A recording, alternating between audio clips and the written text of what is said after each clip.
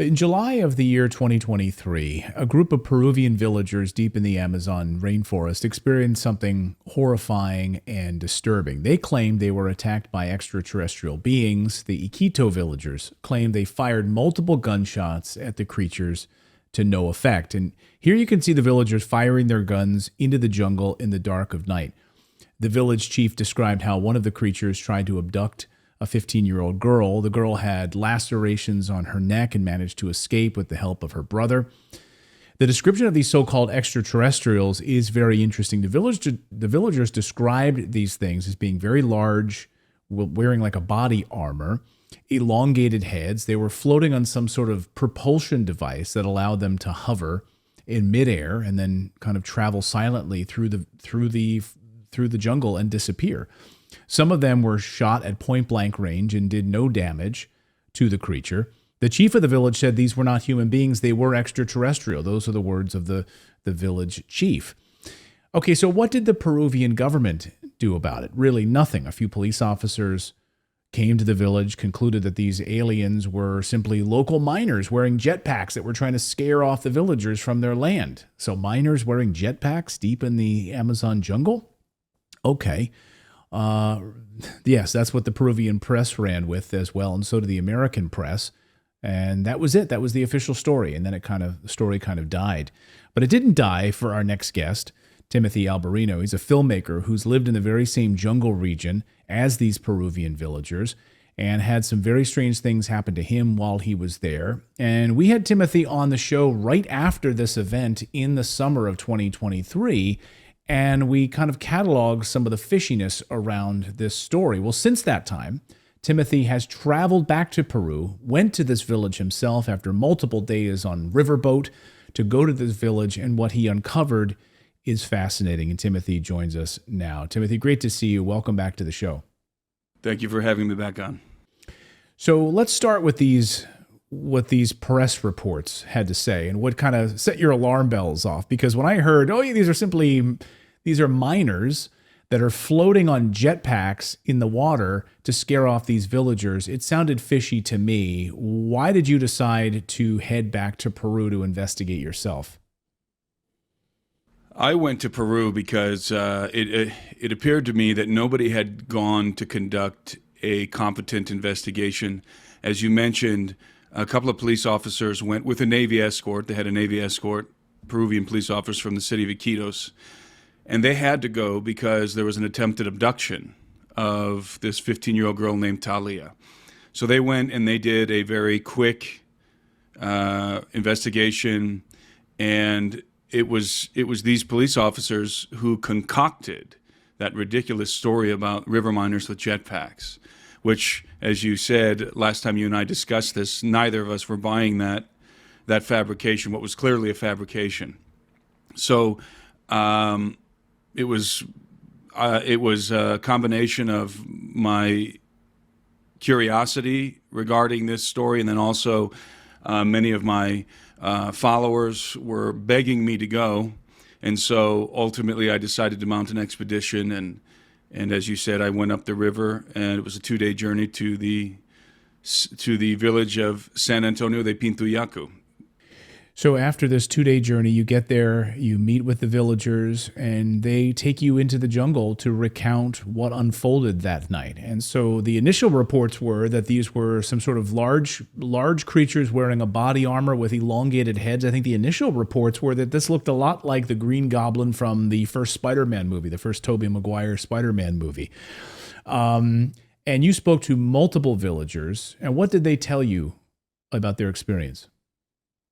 Well, we heard stories from, as you said, many villagers actually, and they told us that their village was being assaulted for about a month-long period by very strange assailants. These assailants were dressed in black armored bodysuits from head to foot.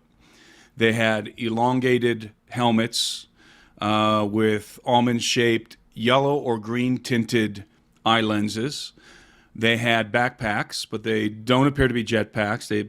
Perhaps they're batteries or small reactors or something, because these guys would enter the village. Actually, they would be flying over the village when they would make their initial incursion. The villagers would see them flying over the village, and they would see these discs, these almost like little flying saucers in the sky above their village. And then they would see them go and land amongst the trees or behind the trees in the jungle, or in the clearings in the jungle.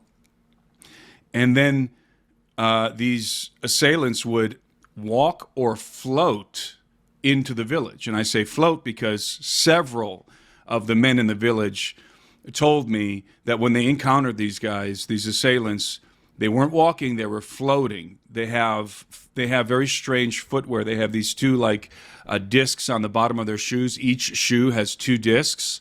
And apparently whatever sort of technology, whatever sort of technological apparatus is on the bottom of their shoes, it enables them to float. And all of the encounters with these assailants are at nighttime. And the villagers, as I said, a couple of the guys, they shot at these assailants point blank range. In fact, one guy was very close. He was about 10 feet away. He discharged his 16 gauge shotgun at one of these assailants, and he knocked him back on his butt because he was floating. And he wanted to make it clear to me he was floating. I shot him. He fell back on his butt. The shotgun blast knocked him on his butt, but he just popped back up and resumed floating, and then sort of moved away. And this is why the villagers were comparing these guys to the Green Goblin from Spider-Man, and also because they actually, as I said earlier, they would see these saucers in the sky.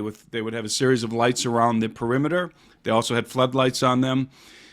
And the assailants were actually surfing on these saucers. So this was their mode of transportation when they would come into the village. And these seem to be circular hoverboard platforms, but they're silent, and they don't appear to be using conventional propulsion, in other words, propellers or something like that. It seems to be some other kind of technology in play here. So again, they would see these guys floating, and if they would put their flashlight on these saucers, they would see the silhouette of a guy like this on top. But they would usually land those platforms and then walk or float into the village. And the villagers had many encounters with these guys. There was one woman was telling me that during this period of time, every night, all the families would be huddled together, each one in their. So they all live, in different huts. But during this period of time, the families would all come together in one hut, one house, huddle together at nighttime. The men would have their shotguns, the women would grab machetes, and they would just be sitting there in terror all night long as they heard these guys moving through their village. And the lady even told me, one of these ladies even told me that they would pull on the boards of her house. They have these, rough-hewn boards for walls.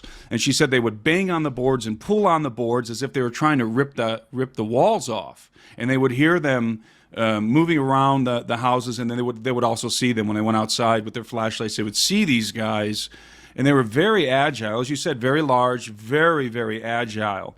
I was told, one lady told me she went outside with her flashlight. She was looking at one, and he jumped over her house. Like he leapt over her house, obviously through the agency of the technology that they have on their equipment. Maybe these guys have exoskeletons. They have some sort of unconventional technology or very, very advanced technology that they were deploying in that village. Did they describe how tall they were? I said large, and that's the way they've been describing them. I mean, I'm 6'2". I don't know how tall you are. Were they comparing the size of these creatures or these whatever they were to you and your size? Yes, I'm 6'1", and they all affirmed that they were my height or taller. So I would ask them, so my height, taller, and they would always usually indicate about 7.5 feet tall. And that may be because of the technology that they have in their footwear, or again, maybe they have an exoskeleton.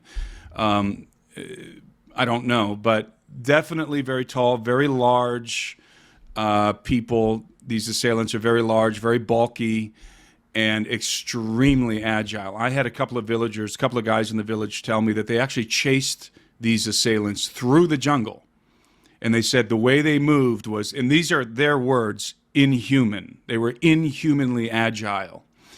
The way that they were able to maneuver through the jungle, and also they also would come into the village. As I said, they'd see them flying above the village on these circular hoverboard platforms, but they would also come into the village on the platform. So it's sometimes they see them walking, sometimes they see them flying on the hoverboard, sometimes they see them floating just off of their boots, whatever technology they have on the bottom of their boots.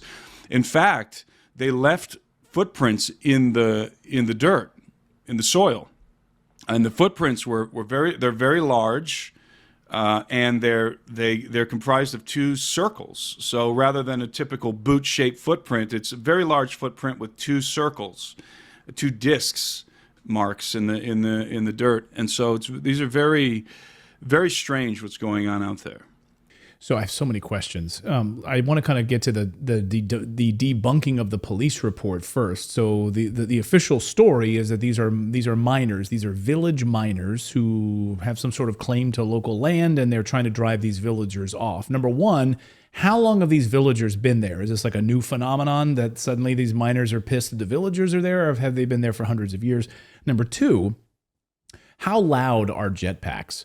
These particular propulsion devices are described as very quiet, and every jetpack I've ever heard, I've done segments on jetpacks, I've covered these, I've been out where, featured these on different television shows and so forth, and these things are incredibly loud. I mean, they're jetpacks. They sound like a jet. So can we talk about that piece of it, the sort of historical context here for these miners and the villagers? The village is, these are the Iquitu people. This is a very old village. It's a very important village. It's exceedingly remote. It's one of the last villages before a vast wilderness between Peru and Ecuador and Colombia.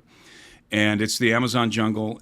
The provincial government established a communications outpost in this village because it's one of the most important villages in Alto Nanay. That's the region, Alto Nanay. And the Iquitu people have been there for a very long time, and this is the first time that they have had an experience like this in hundreds of years. Right now, we know that the face peeler, the pelacara phenomenon, goes back at least to the 80s. That's what they're calling these guys, face peelers.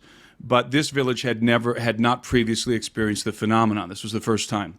In regard to the miners, I talked to the whole village. By the way, they received me with great hospitality, with great joy. They even did like an Iquitu traditional dance for me when I arrived. Me and my partner Doug Thornton, who went with me, and they are offended, very offended at the notion that what they're experiencing has anything to do with river miners with jetpacks. That is preposterous to them. And now we now know, because of other details, that this is not, as I said before, this is not conventional technology. This is not just, if it's jetpack technology, then it's exceedingly advanced jetpack technology. But it's not jet, or it's at least not only jetpack technology, but I'm willing to say it doesn't have anything to do with jetpacks at all. As I said, the assailants are flying on circular hoverboards. That's how they're maneuvering through the sky, is on these circular hoverboards. That's for sure. And also, it's important to note that aside from the technology, the exoskeleton, the hoverboards that they have, they also are in possession of what can only be described as advanced aerospace vehicles. Many of the villagers pretty advanced for some remote village miners to have this kind of expensive advanced technology. Is preposterous. In fact, we can rule out river miners. We can rule out. We can also rule out drug traffickers, narcos, because many of the villagers described, they even drew in the dirt for me, these advanced aerospace vehicles that have the capability to hover silently over the village. When I say advanced aerospace vehicles, I'm talking about like UFO type craft here. They hover silently over the village. They're about the size of a small, like a private jet or a large helicopter. They're acorn shaped, like an acorn on its side, not like a bell shape, an acorn on its side. And they sort of come to a point in the front, and then they round off at the back of the craft. One individual drew the craft for me on an acrylic board. He was pulling his nets up at 3 o'clock in the morning. It was pitch black, and then all of a sudden he said it was like somebody turned the lights on. It was like the sun came up, he said. Everything was lit up around him. He was looking down in the water, and he saw this reflection in the water, so he looks up. And about 30 or 40 feet above his head, he sees this craft, this acorn-shaped craft hovering silently above him, and it's transparent. He said it had like a transparent mesh. The fuselage was made like out of a transparent mesh, something like that. And he can actually see two guys inside of it. One was sort of in the cockpit area, one was in the middle. It had these rounded nubs for wings, so it didn't have wings. It was completely silent, and these nubs, they open up and they deploy a series of rapidly blinking lights as if it's scanning. And he's not the only one in the village who described that very thing to me. There's numerous people in the village saw this same craft hovering above the village on numerous occasions, and in their case, it wasn't transparent. In his, it was transparent.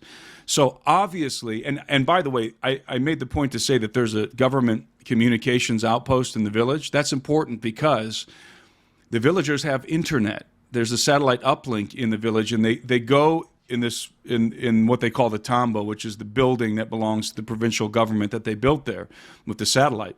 So the villagers can go to the tambo, and they can connect to the internet on their cell phones, and they sit there and they watch movies at nighttime.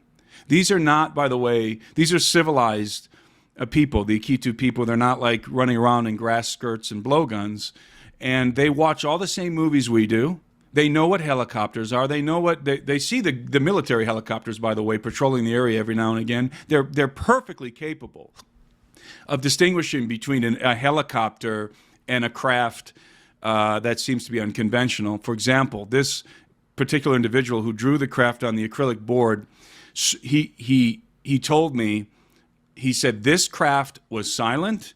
There were no propellers. There was no propulsion system like on an airplane. He said it was just hovering silently until it began to move away, at which point he could hear like a low frequency hum as it moved away. So we're not just dealing with assailants surfing on these circular hoverboards or deploying this technology from their boots or wearing these exoskeleton suits. Now we have to also factor into this equation advanced aerospace technology. So goodbye river miners story. There's no way river miners are going to have advanced aerospace technology like that, and there's no way narcos are going to have it either. Now, the drug traffickers like in Mexico, they have military-grade hardware. There's no question about it. They have military-grade weapons and so forth, but they don't have battleships. They don't have fighter jets, and they're not going to have advanced aerospace vehicles. They're just not. So we're dealing with something a lot more sinister, like maybe deep state type level stuff going on here. So that brings me to my next series of questions. Why? Why would they be there? Did the villagers give you, and that's probably maybe the hardest question to answer of all, right? Did the villagers give you any indication as to why they've been harassed over the past few months? Regularly, almost every night they're experiencing this. This isn't one event and they're done, right? They've been coming and coming and coming. And not just this village. Multiple villages in Alto Nanay have been attacked, and some of them have been hit with lasers. But by the same assailants wearing these black armored bodysuits, they've all seen the craft. A lot of them have seen the craft I just described, this advanced aerospace vehicle. So the initial reporting, first in the Peruvian press, and then the American press picked it up and ran with it. Even I forget the name of the one, The Nation or whatever it is. they were saying that these are river miners with jetpacks, and the purpose of these incursions is to drive the villagers out of this remote village so that they can operate in the region, so that they can mine in the river.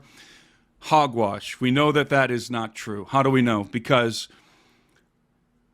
the attacks that happened in these remote villages, these villages have, anywhere from 50 to 200 people. San Antonio de Pintuyacu has about 200 inhabitants. It's a larger village, 200 inhabitants. But they did not just happen in these remote villages. The incursions also happened in the city of Nauta, and also on the outskirts of Iquitos. Now you have to understand, Nauta, which is a 2-hour drive, about an hour and a half, 2-hour drive from Iquitos. It's the only place you can drive, by the way, from Iquitos. Iquitos is the main city in that department in the Amazon, in that state, let's call it, in the Amazon. You can only get to Iquitos by boat or airplane. There are no roads that go there. One of the most remote cities in the world. From Iquitos, the only place you can get to by road is Nauta. Nauta has a population of 35,000 inhabitants. Okay, it's got a military base, it's got a Navy base, Army base, and it's got a well-equipped police force. So now we're not dealing anymore with a remote village whose villagers are equipped with shotguns held together with rope like in San Antonio de Pintuyacu. Now we're dealing with a city, 35,000 inhabitants, with an Army and Navy base that can deploy helicopters, automatic weapons, and the same incursions happened in Nauta. Were there any military responses to this? Was there any radar signatures, anything like that you've been able to uncover that military members have come forward and confirmed or that they were able to track? No, I met with one of the most famous admirals in Peru, and a couple of Navy guys who are very well connected, and I talked to them. I wanted to get their thoughts on what's been unfolding in the Peruvian Amazon, and basically, they're very dismissive. Everyone is dismissive except for the people. You go to these villages and you talk to the people, and they're living in terror, or at least were living in terror. But the Navy is very dismissive. The provincial government has been very dismissive of all of this, which is bizarre because not only was there an attempted abduction of Talias, the 15-year-old girl in San Antonio de Pintuyacu, and attacks in other villages where people were hit with lasers that knocked them unconscious and gave them heart problems. There was a boy, I think he was about 12, 13 years old. I can't remember exactly his age. Maybe he was older. And I believe this occurred in a village. It's a different village up a different river. I believe the village is called Bakasan. And it's not far from Nauta. Previous to my visit to Nauta, this boy had been attacked. But they said this was a face peeler attack. Somebody had attacked this boy, had assaulted this boy, and he was left with extremely deep and graphic lacerations on both sides of his face, under his jaw. And they said this was a face peeler attack, and this boy almost died. They rushed him. They were able to somehow rescue him, and they rushed him to the hospital in Nauta. Just a week or so before I got there, they rushed him or perhaps a month before I got there, they rushed him to the hospital in Nauta, and thank God they were able to give the kid a transfusion and sew him up, and he survived, but he almost died. This is not just seeing lights in the sky or something. These are hostile, aggressive encounters that the people are having with these assailants. And again, I'll reiterate, Nauta has 35,000 inhabitants. So we can comfortably remove off of the table the notion that these are that there's any sort of conventional explanation here. These are not river miners. These are not narcos. It's not the jetpack technology that you see on, like you were talking about, that you see on YouTube or whatever. This is unconventional technology. It's extremely sinister. And it's not about driving people off their land. There's something else going on here. So then what else is it? And my mind goes to deep state collusion, or using some sort of reverse engineering technology. And of course, we've covered on our show stories about organ harvesting and really nefarious, dark things happening with off the books seemingly military, but not conventional military, where you have members of the military, U.S. Marines, finding in the jungles, members of these sort of off-the-books, clandestine military operations, where they are carrying human bodies and later learned for the purposes of organ harvesting. And so my mind goes to that. Now, I know that sounds it's hard to swallow for a lot of people, that there would be groups doing this. But when you follow the money and you realize it's a multi-billion-dollar a year industry, nearly $1 trillion a year industry, and you follow the money and you realize that individuals and organizations, we know the organ harvesting that's been happening in Ukraine, we know that it's been happening in other parts of the world, and everywhere there's like chaos and natural disasters, you find this scenario happening. And so in a remote village of Peru, where they could be testing some of these, I know I'm making big leaps here, but this is where my mind goes here. They could be testing some sort of a technology on unwitting Peruvian villagers for the purposes of testing and utilizing this. I don't know. Talk about this part of it, because if it's not minors, it's not military, then what else is it? Well, you're voicing my thoughts as well here. I was hoping, I didn't know what I was going to find when I went to San Antonio and then also to Nauta afterwards. I didn't know what I was going to find. I had an open mind, even if it turned out to be miners with jetpacks. I didn't know. I was just going in to investigate, to see what was going on. And honestly, it would be a lot better for these people if this was an alien phenomenon, because the worst case scenario in my mind is exactly what you just said, that this is a group of nefarious human beings in possession of advanced technology. We're talking about UFO type technology, perhaps even reverse engineered alien technology that they are deploying to do the most sinister things imaginable. We very well may be dealing with a group here, a very clandestine group that are human trafficking, organ harvesting, who knows what else. And it is the worst case scenario, but I'm afraid to say that is my hypothesis. That seems to be where the evidence is pointing. There was that Marine who came out, I think, a couple of years ago with his testimony. I believe his name is Michael Herrera, who talked about when he went to, I think it was Indonesia, correct? Right after that national disaster. I think after the tsunami, That's right. After her, yeah. And they were there on a humanitarian mission with the Marines, and his platoon encountered that saucer that was just hovering. It was about like a football field large saucer hovering there.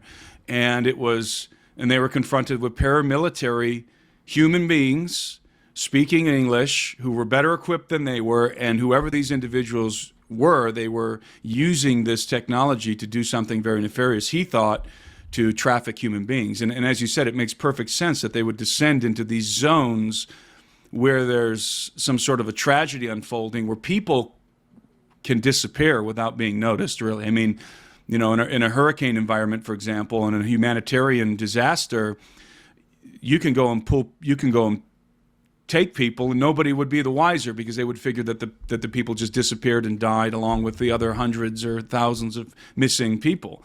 Now, the same sort of thing can happen in the jungle, where nobody really pays too much attention to these remote villages. You can have things happen, people die, and it's not a big deal. A lot of these are indigenous communities, and they're very isolated. They have their own government. They have their own provincial governments out there, their own tribal governments, and so they're also the perfect sort of. It's sort of the same scenario in which maybe this group can go out there and test their technology. But see, there's another option here. There's another alternative. I have a feeling, and I don't. This is just a postulation, but I think that this group, whoever these people are using the pelacata, the face peeler legend, as cover for something else. I feel like they want everyone to think that they're the face peelers, when in fact there's something else going on that's what they're hiding. Whatever they're really doing, they're using the face peeler legend and the fear as cover for something else that's happening there in the jungle. And the phenomenon is spreading, by the way. It started up in Alto Nanay in Loreto, in the state of Loreto.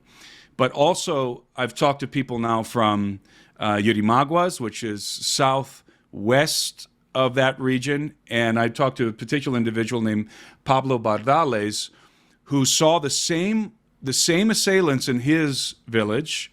He was bathing in the river, and he started hearing people yelling and screaming because they started to see these assailants. Same exact description, head to toe, black armored bodysuits, right, flying on these circular hoverboards. He comes running out of the river. He throws a towel on. He grabs his gun and a flashlight, and he begins to pursue these guys into the jungle. He's running right behind him, he told me. He discharges his shotgun at one of them. And by the way, they hear when these guys shoot when they discharge their shotguns, they hear the BBs of the birdshot bouncing off, dinging off of body armor. Many of these guys told me that. But he seems to have damaged the technology that these guys are using, because after he shot the guy was attempting to lift off into the air. The assailant is trying to lift off into the air, and he seems to be having some problems. And so Pablo drops his shotgun, runs up to him, and grabs him by the waist to try and tackle him. And he's holding on to the guy as the guy is sort of shooting up into the air, and he's holding on to him. And this guy pulls out, he said it was like a little flashlight, but he said it was a laser. He pulled some sort of a device out, and he hit Pablo with a laser. And Pablo instantly went unconscious. As soon as he got hit with this laser, went unconscious. He woke up later. His dad came, and his dad and his friends in the village, they all saw these guys. So they found him laying there in the jungle, and he sustained some heart problems that he's still dealing with to this day after being hit with that laser. And this has been the story in multiple villages. So San Antonio de Pintuyacu was just the first. That's the first village where the footage came out and it hit the social media and went viral. But it's happened in perhaps dozens of other villages. Now, when you went there, you brought some special equipment, donations that you were able to bring, not only food and food supplies for the village, but you also brought technology and some, I think, thermal imaging cameras, special cameras that they could try to capture these things on film. That's right. While you were there, how long were you there, and did you see anything, hear anything in your investigation? Well, we did provision the village because they were living in such a state of terror that they were no longer going out to their chakras, their little farms around the village. The men were staying up all night, so they were running out of supplies. So we decided, Doug Thornton and I decided to provision them with food and medical supplies, and then some strategic technology. And I want to thank the gentleman from a Conduit Church, Pastor Darren Tyler, my friend Jamie Brandenburg, and the guys at Conduit Church who helped me co-fund this expedition so that we could provision the village, help them out with the food and medical supplies. The technology we brought them was designed, we specifically picked, acquisitioned this technology to help them with their patrols. We brought them a thermal binocular, we brought them high-powered flashlights, radios, and night vision goggles with recording capabilities. And we taught them how to use all this technology. Doug, who's ex-infantry Marine, and I brought a couple of Peruvian jungle warfare Navy guys with me, active duty, and they taught the villagers how to patrol in a column.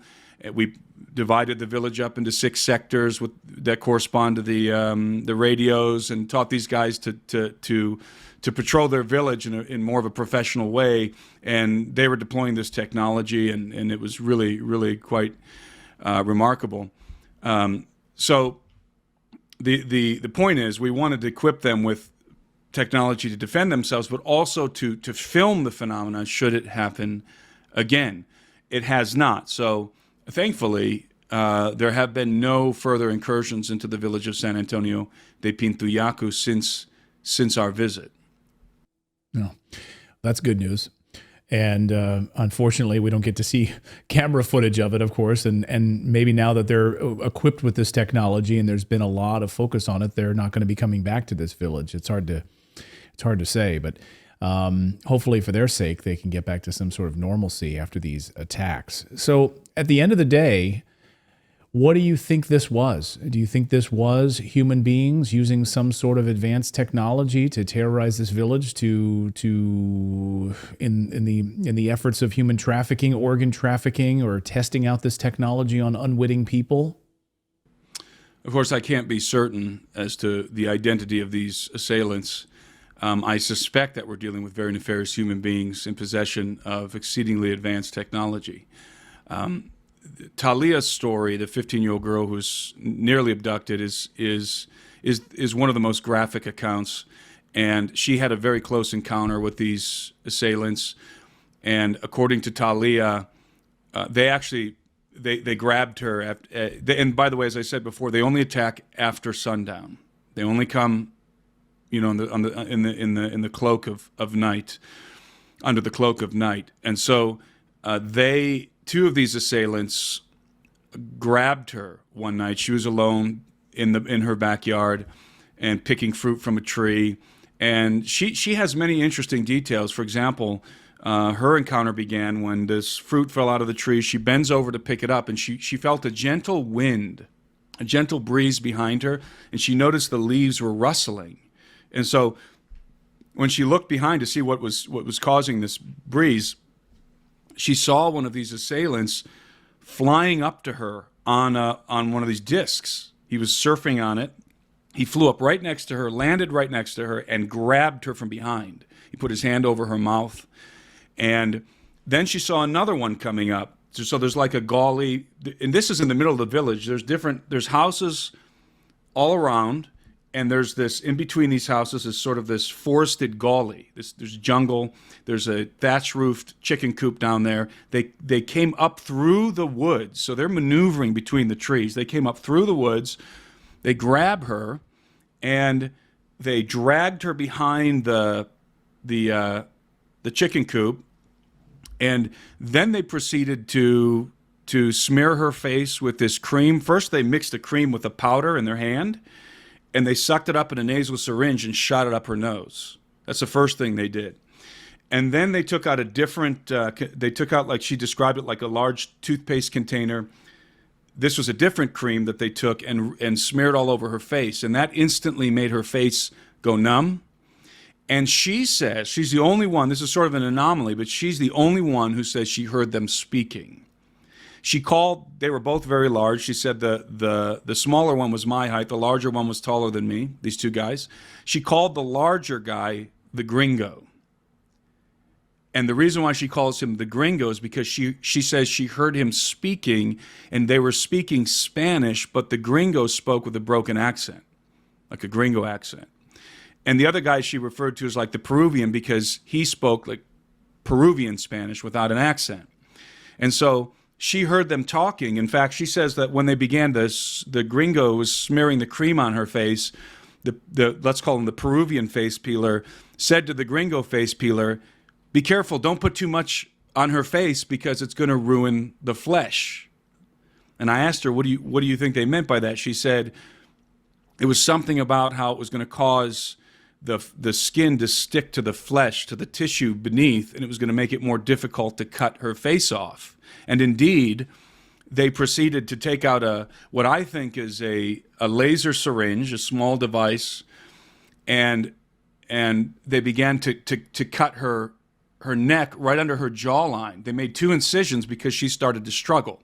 In fact, she was able to get her hand behind her head, and she started to push up on one of the masks of the guy behind her, and the face peeler in front of her slapped her in the face.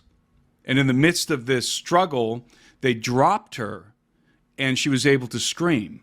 Now, the village had already been in a state of vigilance because this was not the first incursion. So all the guys are sitting on their porches with their shotguns and flashlights. So when Talias screams, they're on the scene in a matter of 20 seconds. They're there with their flashlights. And I talked to these guys, and they saw exactly what Talia described. After she screamed, she said that the Peruvian face peeler started to take off on his hoverboard, and he yelled back to the gringo, let's go, we got to get out of here. And the gringo said, no, we can't just leave her here. And according to Talia, he grabbed her by the hair and started to drag her up this hill in this gully. And this is when the neighbors got on the scene, this is what they saw. They saw Talia laying there, bloodied up, and these two guys, these dressed in black armored bodysuits, were like hovering on their boards between the trees, hovering on their circular platforms between the trees. They maneuvered to where there was an opening in the trees, and they shot up in the air. Jeez. And they all saw it. All these neighbors saw it. They had their flashlights on these guys.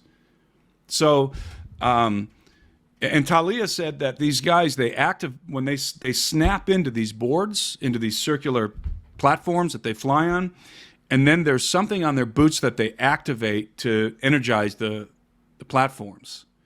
So there's nothing about jetpacks. So this is something else, and again, very advanced. Why was she out there at night? I mean, these men are sitting out there with their shotguns because they're so worried at nighttime about this happening, and she's out picking fruit at nighttime. Well, it's in her backyard. Oh, okay. And she's not out in the jungle. It's in her backyard, and it's just after dark, and she's picking this fruit to make a drink out of because they're about to have dinner. So it's right behind her house. Like her house is 6 feet away. From where she's picking fruit. So she's not out in the jungle, and she's surrounded by the other houses. She's in the middle of the village. Okay. That answers the question. And so these guys, I thought she was out. I thought she was out far in the jungle somewhere. No. They were not going out into the jungle at this time. It just shows you how dexterous these assailants are on these circular hoverboards. And again, there's no noise. The only time that there's noise reported is when the hoverboards are in a stationary position and they take off. They say, the villagers describe sort of like a compressed air sound, some sort of a whooshing when they initially take off. But as they're hovering above the village on these things, they're silent. They're completely silent. It's the strangest story. It's unbelievable, but it is. Did you feel like any of these villagers were lying to you? No, I did not. Exaggerating, perhaps. Lying, no. There's just too many of them who witnessed this phenomenon. They were legitimately frightened. They were also very happy to have us there. We're the only ones, by the way, who went to do an investigation in the village besides those police officers. Maybe someone has gone since we left, but we were the first ones to get in there and conduct an investigation. And you can see, by the way, for people who are curious about what all of this looked like, I have a video on my YouTube channel where you can watch the video. You can see us there investigating, talking to the people. You can see their faces, their expressions. I had an official invitation from the chief of the village, the Apu, whose name escapes me actually, Jairo Reategi.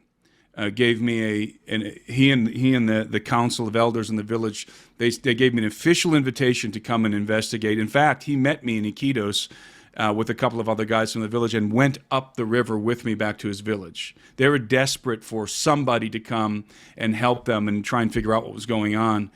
And they were very sincere people. They received us very warmly. And Talia, by the way, has severe PTSD. She is the whole time I was talking to her, she was just trembling. She was when I first encountered her, she hid her face from me. She started to cry. She associated me and Doug with her assailants, right? And it's important to say that when you talk to these communities and you talk to them about the pelacaras, the face peelers, the legend of the face peelers, again, going back to the mid-'80s, some of the villagers will say, some of these communities will say, oh, those are gringos. The face peelers are gringos. They're organ harvesters. They'll actually tell you that. But like the other half of the villagers will say, no, these are not human. These are non-human entities or extraterrestrial. So there's no consensus among the communities as to what's confronting them. Half of them think it's humans, half of them think gringos particularly, and the other half think that these are extraterrestrials. Nobody really knows, but I can confirm that we're dealing with advanced technology. The phenomenon is real. and these villagers are not making it up. And you got to factor in all the other accounts as well. I could go on and on about other witnesses I spoke to, but it is bizarre, it's hostile, it's nefarious, and quite frankly, it's shocking and frightening what's going on. Well, thank you for your investigation. Other people will sit there and just, be keyboard cowboys, but you organized an expedition, went to the village, interviewed the victims, and talked to members of the military there, and spent a lot of time investigating this. So we hope that they're safe, and we thank you for your investigation, and thanks for sharing it with us, Timothy. We really appreciate it. And I think it's important to point out, too, that I lived in that region, as we discussed previously. I have a lot of history there. I speak Spanish fluently. In fact, I speak that particular dialect of Spanish, which is called charapa. So for those wondering, that's how I was able to communicate with the people and so forth. I had prior experience. But yeah, thanks for having me on and bringing awareness to this very bizarre scenario that's unfolding over there in the Peruvian Amazon. Well, we encourage everyone to check out full videos, the full report. We've been featuring a lot of the video clips here in this episode, but to watch Timothy's full accounting of it, we'll have that linked up in the description below. Timothy, thank you so much. We really appreciate it. Thank you so much.